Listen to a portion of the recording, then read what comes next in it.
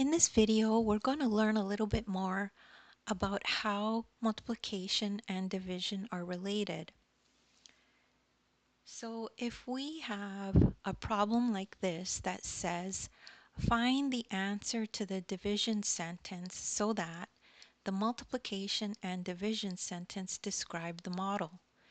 And this model here is called an array, and it's called that because it's arranged in rows, right? So you could see this is a row of dots and this is a row of dots.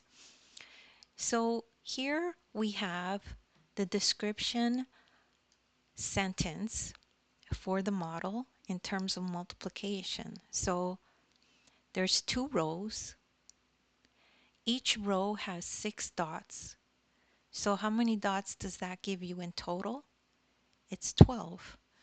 So we could see that like this.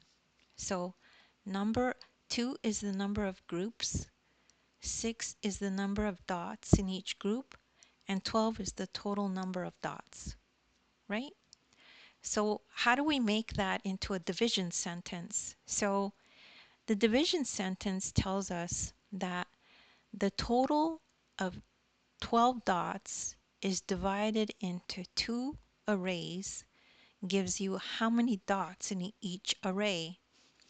And we know the answer is 6 because we could see that here. So how would that look?